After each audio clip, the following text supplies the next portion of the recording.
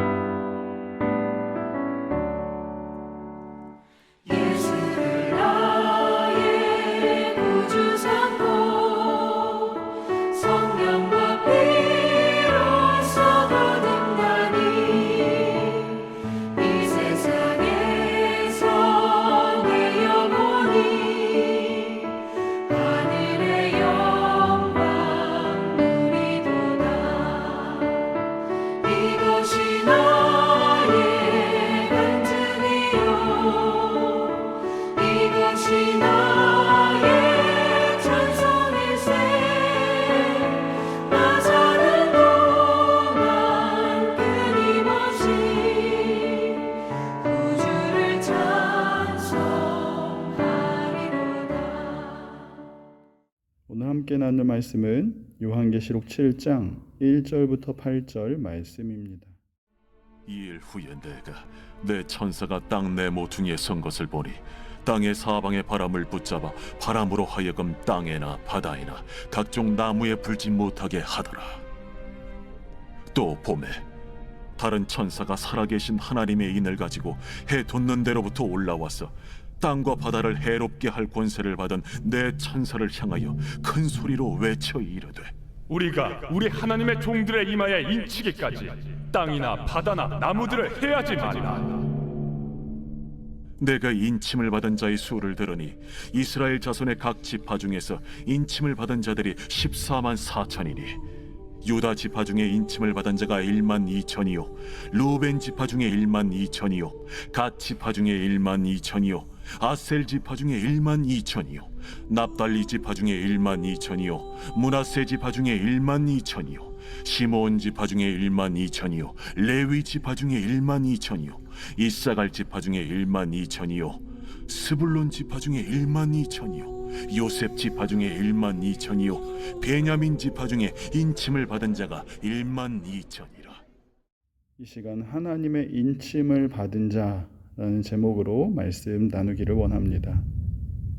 사랑하는 여러분, 혹시 영화 중에 딥 임팩트나 해운대와 같은 재난 영화를 보신 적이 있으신가요?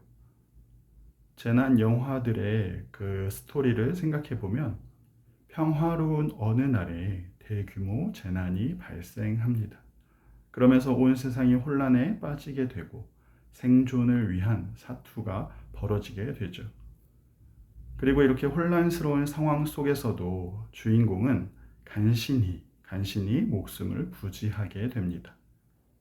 그리고 보통 이러한 재난 영화의 결론이 어떻게 마무리가 됩니까? 주인공은 살아남아서 새로운 시작을 하게 되는 것이죠. 어제 우리가 살펴보았던 요한계시록 6장에서도 이러한 재난 영화와 비교할 수 없는, 그리고 감당할 수 없는 하나님의 진노가 이 땅에 임하는 모습을 보여주고 있습니다. 7 봉인에 담긴 심판의 모습이 나오는데 봉인된 그 인을 하나씩 뗄수록 하나님의 진노의 심판이 극화되는 모습입니다. 그리고 6장의 마지막에 보시면 6번째 인을 떼게 되는데 진노의 큰 날이 이르면서 이때에 누가 능히 서겠느냐라는 질문과 함께 이 세상의 모든 것들이 하나님의 진노를 견딜 수 없는 그날이 오게 된다는 것을 보여주고 있습니다. 적그리스도가 등장하고 기근과 내란과 전염병, 해가 검게 변하고 달이 피와 같이 붉게 변하며 무수히 많은 별들이 쏟아지고 하늘과 땅을 포함한 우주적인 재앙이 일어나게 되는 것이죠. 어느 누구도 견딜 수 없는 진노의 큰 날이 이르고 이제 일곱째 인을 떼야 할 차례가 오는 것입니다. 하지만 일곱째 인을 떼기 전에 마치 영화에서나 나올 듯한 반전의 시간, 쉼표의 시간이 등장합니다. 여섯째 인과 일곱째 인 사이에 잠깐의 순간이 있고, 이때 요한은 환상 가운데 네 천사들의 모습을 보게 됩니다. 지금 이 천사들이 무엇을 하고 있습니까? 1절의 말씀처럼 땅의 사방에 바람을 붙잡아서 바람이 불지 못하도록 막아서고 있습니다. 여기서 부는 바람은 여러 가지로 해석할 수 있겠지만 성도를 향한 고난과 또한 핍박의 바람으로 해석해 볼 수 있습니다. 당시 고난당하는 성도들을 향한 그러한 핍박의 바람이 더 이상 불지 못하도록 네 천사가 온 세상에서 바람을 막고 있는 그러한 모습입니다. 영화에서처럼 주인공이 간신히 위기를 헤쳐나가고 죽음의 순간에 아주 간발의 차로 살아남는 것처럼, 그래서 이 막간, 이 쉼표를 이용해서 한숨을 돌리도록 하는 것처럼 지금 네 천사들이 핍박의 바람을 막아서서 잠시 동안 아주 잠잠해진 그러한 모습입니다. 그리고 이렇게 바람을 막는 동안에 또 다른 천사가 살아계신 하나님의 인을 가지고 등장합니다. 그리고는 이 네 천사에게 이렇게 이야기하는 것이죠. 3절의 말씀처럼 우리 하나님의 종들의 이마에 인치기까지 땅이나 바다나 나무들을 해하지 말라. 여기서 하나님의 종들은 누구입니까? 하나님을 믿는 모든 사람들, 주의 백성들을 의미합니다. 하나님은 자신의 소유된 백성들에게 천사를 통해서 인을 치겠노라고, 그리고 그동안에 잠시 그 바람, 고난의 바람을 멈추라고 이야기하는 것이죠. 여기서 인을 친다라는 것, 그것은 하나님의 소유된 백성임을 확인시켜주는 작업입니다. 구약시대에 자기 소유에게 낙인을 찍었던 것처럼 주인이 노예에게 낙인을 찍어서 나의 것임을 확증하는 것처럼 하나님도 하나님의 이름으로 성도의 이마에, 하나님의 백성들의 이마에 인을 찍으셔서 자기의 백성임을 확증해 주고 있는 것이죠. 에베소서 1장 13절에서도 약속의 성령으로 인치심을 받는다라고 말씀하고 있는 것입니다. 이러한 성령의 인치심은 결코 지울 수 없는 하나님의 확증입니다. 우리의 어떠함에 따라서 인침을 받고 받지 못하는 것이 아니라 하나님의 선택하심과 그분의 가장 선하심에 따라 결정되는 것이고, 그리고 이렇게 한번 결정된 것은 그 누구도 그 무엇도 취소하거나 변경할 수 없다라는 사실입니다. 온전히 그리고 완전히 하나님의 것이 되었다라는 사실을 보여주는 것이죠.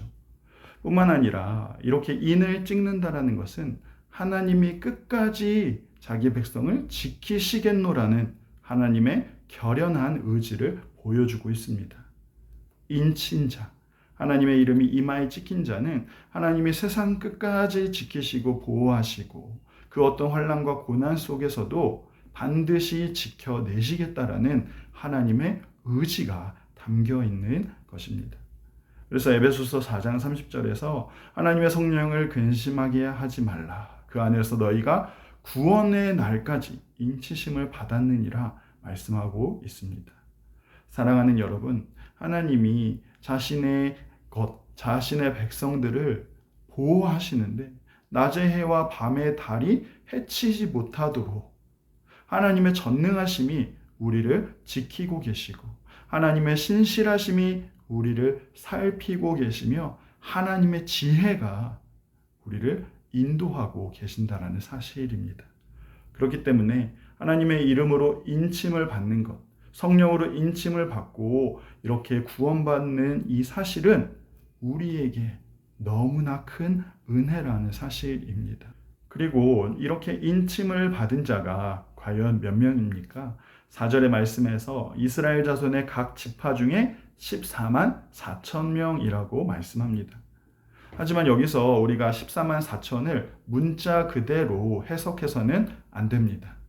우리가 잘 아는 이단 중에 신천지라는 이단은 이것을 문자 그대로 해석하기 때문에, 그래서 이들은 본문에 나오는 14만 4천 명이 정확하게 구원받은 자들의 숫자라고 그렇게 해석을 합니다. 이 숫자 안에 포함된 사람들만이 영원한 제사장이 되어서 영생할 수 있다라고 그렇게 잘못된 가르침을 가르치고 있는 것이죠. 이제 신천지 이단의 성도 수가 14만 4천 명을 넘어가게 되었습니다. 그래서 신천지는 교묘하게 그들의 가르침을 변경하는 것이죠.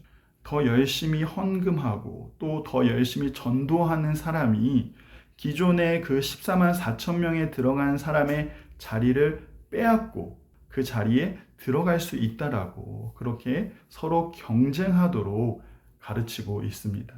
결국 이러한 가르침은 사람들의 삶을 말 그대로 참혹하게 만들고 가족도 버리고 부모도 버리고 14만 4천 명에 들어가기 위해서 몸부림치도록 만들고 있는 것입니다. 이러한 가르침은 결코 성경적이지 않습니다. 비인격적인 해석은 말 그대로 자기 스스로 이단인 것을 증명하고 있는 것이죠. 그렇기 때문에 오늘 본문에 나오는 14만 4천은 상징적으로 우리가 해석을 해야 합니다.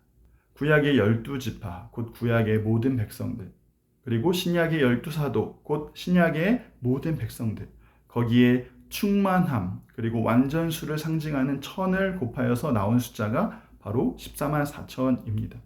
그래서 이 14만 4천은 하나님의 백성 전체를 가리키는 의미라고 우리가 해석을 해야 하는 것이죠. 그런데 더 중요한 사실은 하나님의 모든 백성의 이마에 하나님의 이름이 새겨져 있다는 사실입니다.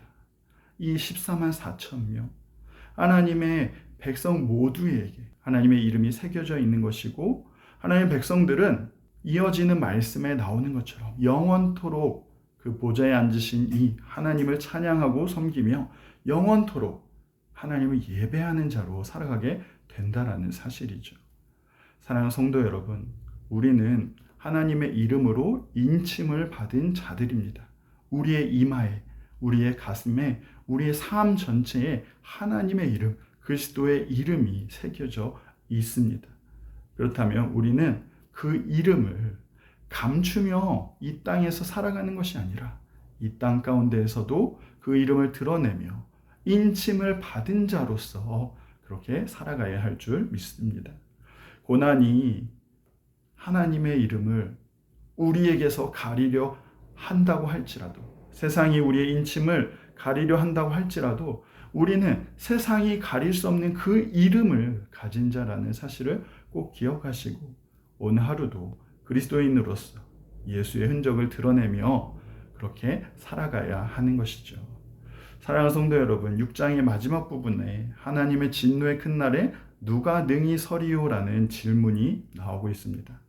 그렇다면 그에 대한 대답으로서 누구도 능히 설 수 없는 그 진노의 날에 하나님께서 인치시고 보호하는 자, 이 땅의 참된 신자와 성도, 이 땅의 참된 교회, 바로 인침을 받은 우리가 그 진노의 날에도 설 수 있노라고 우리는 대답할 수 있는 것입니다. 하나님의 인침을 받은 우리에게 그 누구도 그 무엇도 가릴 수 없는 그 영광의 이름이 있음을 꼭 기억하시고 오늘 하루도 그 영광의 이름을 세상 가운데 드러내며 살아가는 저와 여러분 다 되시기를 간절히 소망합니다. 기도하겠습니다. 사랑하는 하나님, 감사를 드립니다.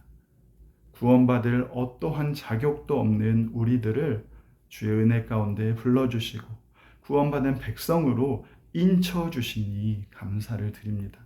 하나님의 이름으로 우리 이마에 인쳐주셨으니 하나님의 소유된 백성임을 늘 기억하며 우리에게 인쳐주신 그 하나님의 이름을 세상 가운데 드러내며 살아가는 주의 백성 다 되게 하여 주옵소서. 큰 진노의 날에도 인침을 받은 자는 우리는 구원을 얻게 된다는 사실을 꼭 기억하면서 우리가 이 땅에서도 구원받은 자로 살아갈 수 있도록 우리에게 믿음과 하나님 지혜와 힘을 더하여 주옵소서. 큰 진노 중에서도 은혜를 베풀어 주시는 하나님께 감사를 드리오며 살아계신 예수님의 이름으로 기도합니다. 아멘.